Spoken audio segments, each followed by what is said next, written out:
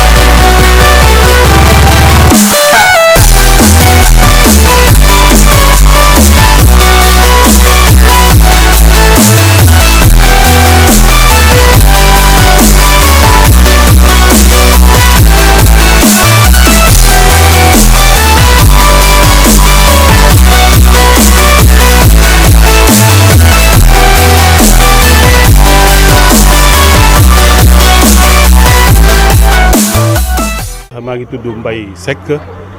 fekk baa fii ci Kirène nekk le conseil technique du directeur de Vanos de QVS voilà de QVS Vanos c'est la même chose voilà donc. yow Mbaye dafa mel ni gars yi bett nañu ne waxuñu woon ne justice bi jëloon na décision ne. dañ fi yebal ab expert mu xool suuf si ndax Kër Moussa la nekk Thiès la nekk wala Mbour dafa mel ni gars yi xaar ñu ba ñu ñëw bett leen daaneel seen grillage. voilà donc loolu xam nga comme ni ma koy farale di wax rek ci borom doole yi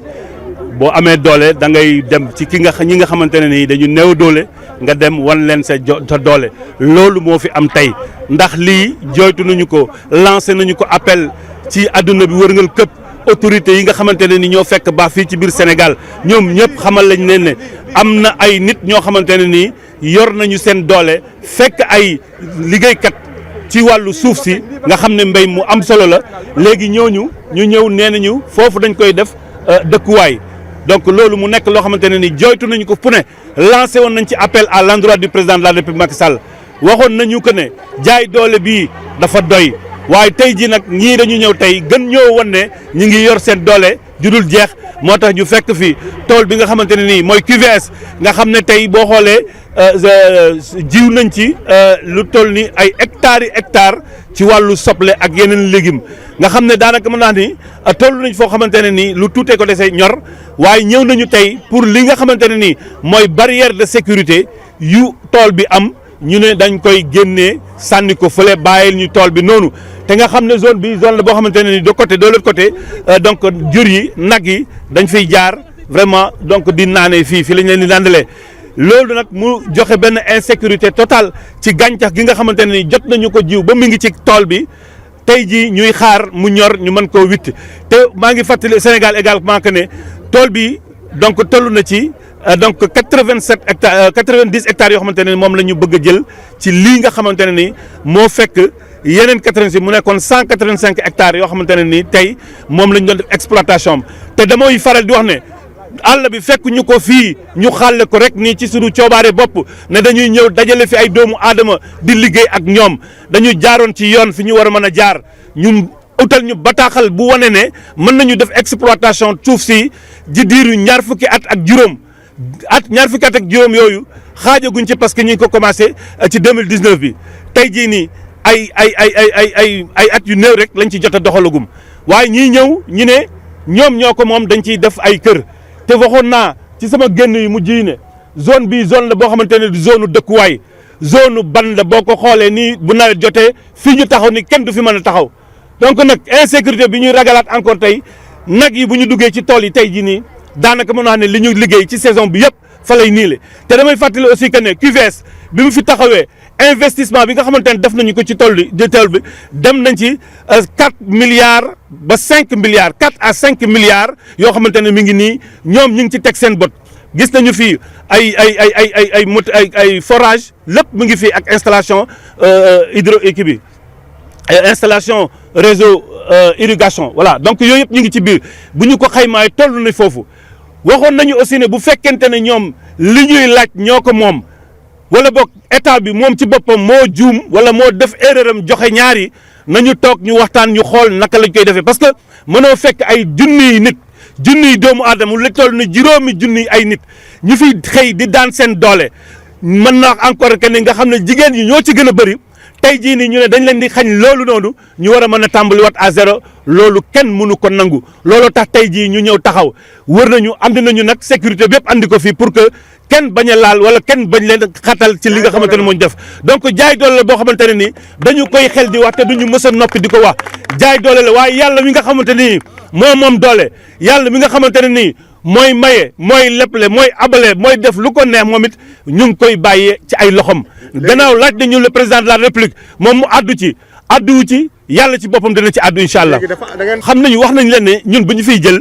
dañu xamal carrément ne fii ci commune Kër Moussa la bokk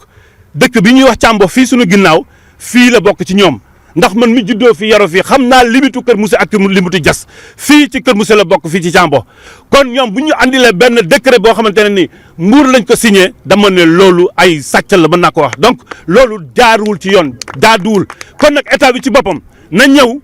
taxaw ñu toogaat nangu nañ toog ci table de négociation pour que ñu mën a waxtaan xool ba xam bonne solution la ñuy trouver parce que nag vraiment nga xañ li nga xamante ne nii vraiment mooy population bi seen liggéey yëpp vraiment nga samp ci immeuble yoo xamante ne nii yow dëkkoo fa dëkkalaa na fa ñeneen ñoo fay ñëw jënd ko donc loolu xañ nit ñi seen xëy loolu teguwul fenn dossier bi demoon na justice mu dem bi ñu ci demee ñaari yoon ñu am ay demande boo xamante ne nañ dañ ko def ay experts yoo xamante ne ñu saytu ndax suuf sa boo xamante ne bu ñu war a mën a dëkkee la wala suuf si ñu mënul dëkkee loolu lépp ñu ko doon xaar jotuñu génnagul léegi ñu xëy tey ne dañuy jël li nga xamante ne ni moom la ñu moom jël nañu natt ko waaye nag wax nañu leen ne barrière bi nga xamante ne mooy grillage bi nga xamante ne mooy sécuriser tool bi nañu bàyyi ñun ñu xool nu ñuy def parce que tey jii boo ko génnee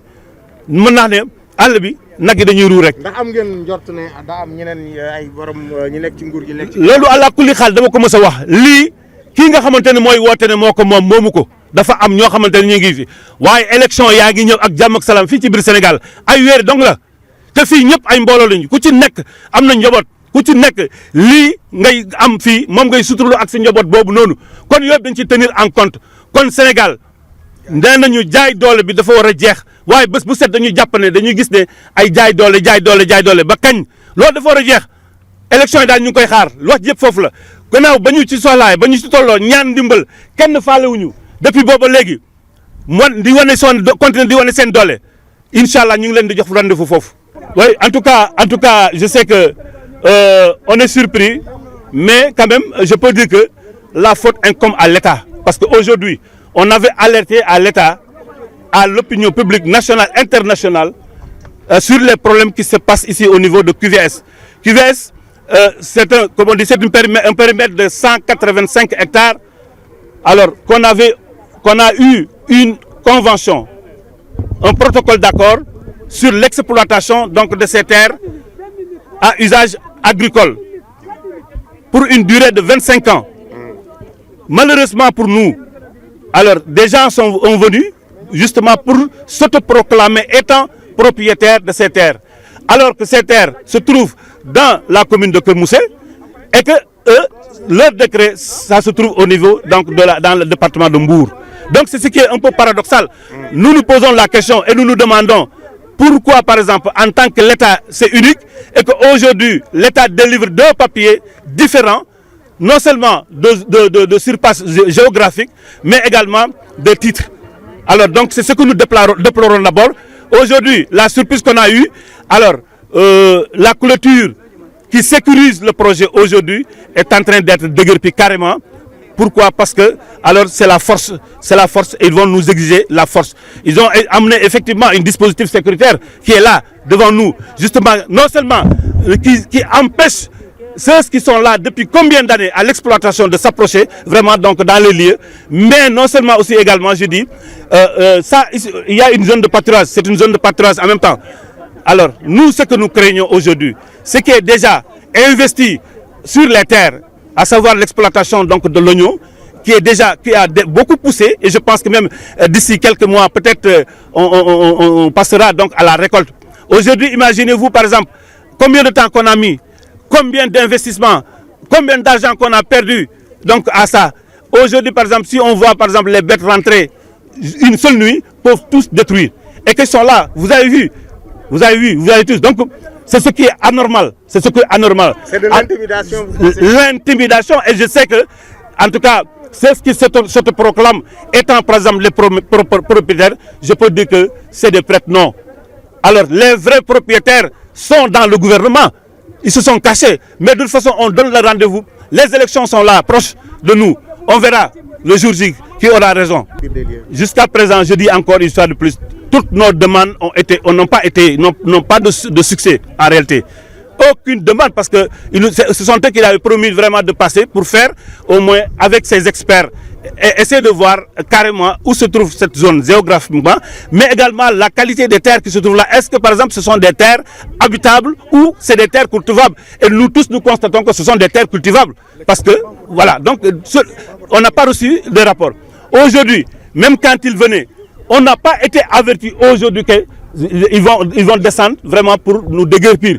Ça, c'est ce qui est anormal. Ils sont venus avec vraiment leur force, un dispositif sécuritaire vraiment ferme pour vraiment nous intimider, mais d'abord pour nous dire que vraiment nous ne sommes absolument rien du tout. Alors, ça ne passera pas, et je rappelle également encore, une fois de plus de 5 000, je dis bien, de travailleurs, tous les jours sont là, et de majorité femmes.